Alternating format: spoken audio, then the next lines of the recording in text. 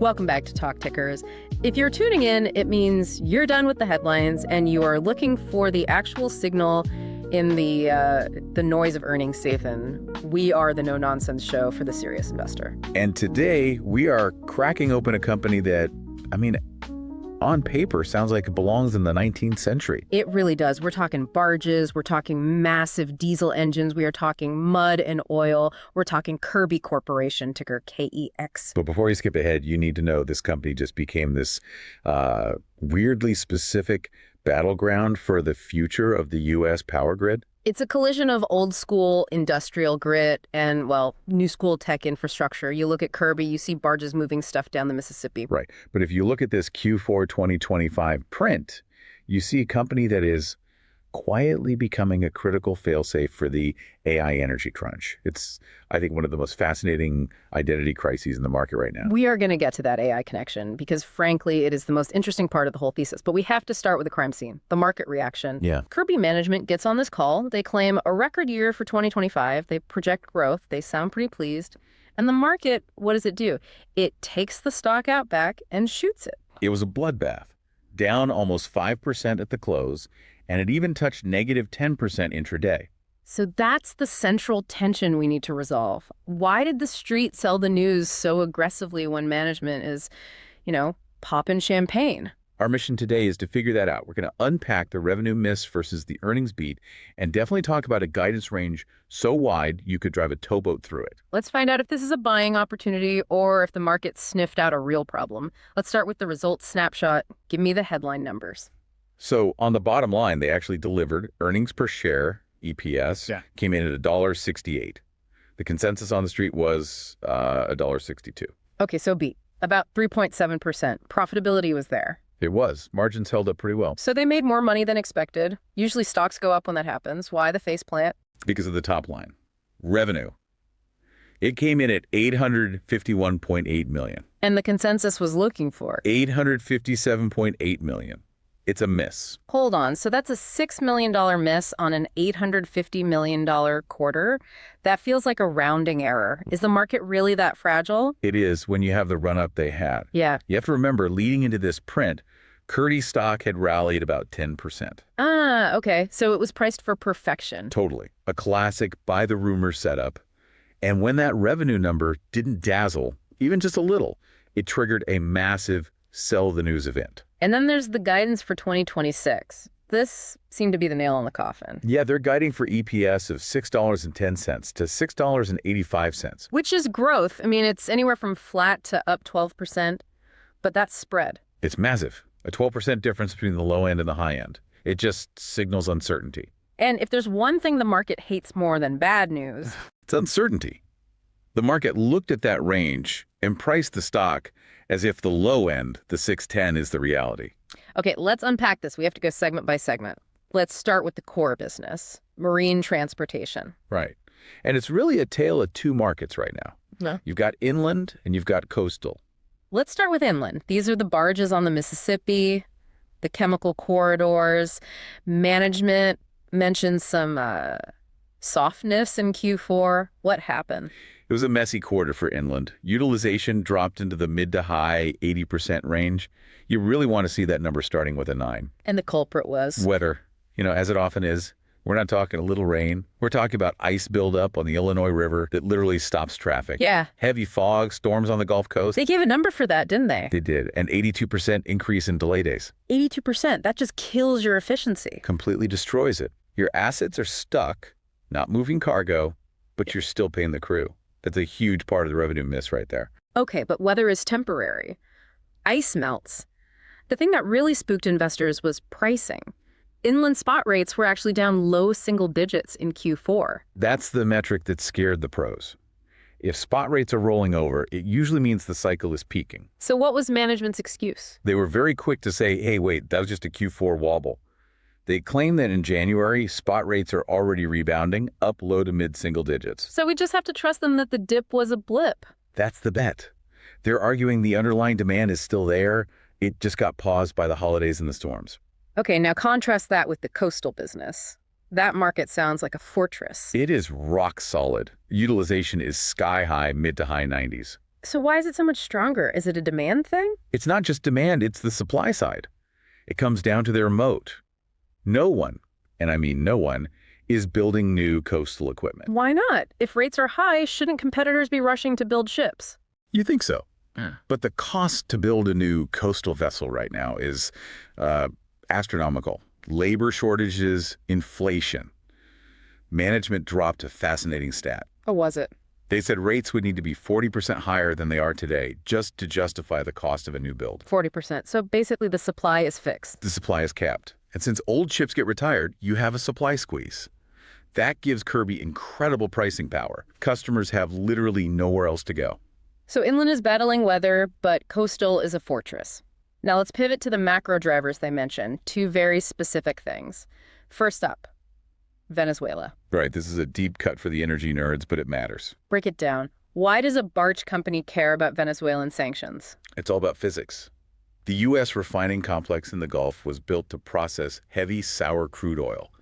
We haven't had access to Venezuelan heavy crude for years, but that's starting to change. And heavy crude means more barges. Why not a pipeline? Because it's sludge. It's like asphalt. You can't just put that stuff in a standard pipeline. It's way easier to just put it on a barge. So more Venezuelan oil means a disproportionate amount of work for Kirby. Exactly. It's a massive potential volume catalyst for 2026. Management was cautiously optimistic. The second driver was chemicals. They called it the global arbitrage. Yeah, this is about the cost of energy. In Europe and Asia, energy is expensive. In the U.S., thanks to shale, natural gas is dirt cheap. So it's cheaper to make plastic in Texas than in Germany. Significantly. Yeah. So we're seeing global chemical companies actually shutting down plants overseas and shifting that production to the U.S. More production here means More barges moving it for export. exactly a long-term structural advantage for U.S. industry, and Kirby is the moving van. Okay, so that's the water side. But I want to talk about the segment that is quietly becoming the star of the show, distribution and services, or the why is a barge company talking about AI segment. This is the part of the call that makes you sit up straight. Revenue in their power gen sector was up 47% year over year. 47%. That's tech growth in an industrial company. It's the standout metric. And here's the shift. Historically, this division sold engines to oil fields. That business is dying. But they've pivoted aggressively to selling power generation systems. And who needs power right now? Data centers. Data centers, AI infrastructure, you name it. Anything that needs massive amounts of electricity that the grid can't always provide. Management used a specific phrase. Behind the meter. What does that mean? It's a crucial distinction. A standby generator, like for your house, is a commodity. Behind the meter is a prime power solution. It's a system installed at a data center that runs 204/7, effectively bypassing the utility grid. So they aren't just selling a backup plan, they're selling the actual power plant. Correct. And these are high-margin, integrated systems that need constant service and parts. It's a recurring revenue tail. So if this business is exploding, why is the market nervous? Why does it create uncertainty? Because of the lumpiness. The lumpiness. It's the technical term for we don't know exactly when the stuff is going to show up. Kirby relies on OEMs to get the engines. Supply chains are still snarled. So if the engines don't arrive in Q1, the revenue gets pushed to Q2 or Q3. It slips. Exactly. And Wall Street models hate that. They want predictable growth. Kirby is saying the demand is insane, but we can't tell you exactly which Tuesday the revenue will hit. Sounds like a high-class problem to have. We have too many orders. It is, but in the short term, it creates volatility. And we saw that in the stock price. Let's go back to that guidance range. 610 to 685. An analyst literally said you could drive a barge through that spread. This is a fair comment. I mean, they're trying to account for a lot of moving parts. Tariff noise, Venezuelan oil, and this lumpy delivery schedule. And when you have a range that big, the market always prices it. At the low end. Always. Investors assume the worst case scenario. That's why the stock dropped. They looked at that 610 number and said, if that's the reality, this is too expensive. Okay, what about capital allocation? They bought back $100 million in stock in Q4. That's a decent chunk of change. It shows confidence. They're spending about $220 to $260 million on CapEx, but that buyback suggests they see deep value in their own shares. What about headwinds? Management mentioned something squeezing margins. Two things. First, medical costs. Sounds mundane, but they specifically called it out as an increasing trend. That eats directly into margins. And the second thing? The shipyard schedule for the coastal fleet. They have a lot of mandatory maintenance coming up in 2026. Shipyard days are up 10%. And when a ship is in the yard, it's costing money and earning zero. Exactly. It's going to weigh on coastal margins, especially in the first half of the year. So, to recap, a core barge business that's solid but faced a stumble. A power gen business growing like a tech stock but with supply chain hiccups. And management saying, trust us, but giving a guidance range that suggests they aren't totally sure. That is the perfect summary. It's a story of strong fundamentals clouded by short-term visibility issues. Which brings us to the part of the show where we try to turn those issues into opportunity. It's time for This Is Not Financial Advice. And disclaimer time. We're just two voices on a podcast. We don't know your portfolio. Do your own diligence. We're just exploring ideas. Exactly. But if I were pitching a trade, I have a wild one. I'm calling this trade the ISIN AI hedge. I like the sound of that. Break it down. Okay, so this is a barbell strategy for the apocalypse. You're long Kirby as a hedge against two very different futures. Leg one. What's leg one?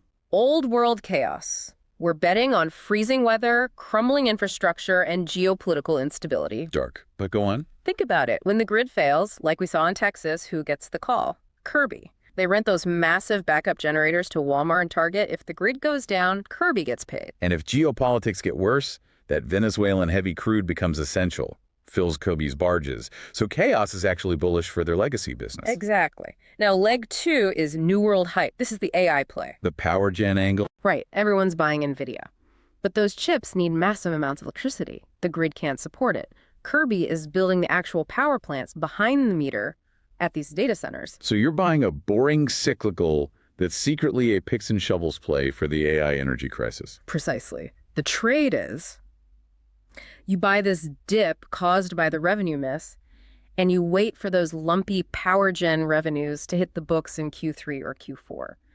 You're getting a discount on an AI infrastructure play because people think it's just a barge company having a bad winter. It's a compelling thesis. Yeah. You're arbing the difference between the market's perception of them as a mud and water company and the reality of them being a power and energy company. And even if the AI thing takes longer, you still own a company with a massive moat in coastal shipping. It's a floor with a very high, weirdly tech-focused ceiling. It is definitely outrageous but plausible. I think the key risk is just how long that lumpiness lasts. Yeah. If the engines don't show up in 2026, that trade gets painful. True, but that's why they call it risk. So, bringing it all home, Kirby delivered a record 2025. But the market is demanding perfection for 2026, and they got a realistic forecast instead. The revenue miss and that wide guidance caused a valuation reset. The stock is cheaper today than it was yesterday. The big question for you, the listener, is whether you believe the pricing power in inland is real. Was that dip a blip, or is it a trend? The refiners and chemical plants hold the key. And don't forget the power gen. If you believe in the AI energy crunch, this is a ticker you have to have on your watch list. Absolutely. One of the most interesting, boring companies I've seen in a long time. Check your portfolios, do your own due diligence, and keep your eyes on the river and the grid. We'll catch you on the next Deep Dive. Talk Tickers signing off.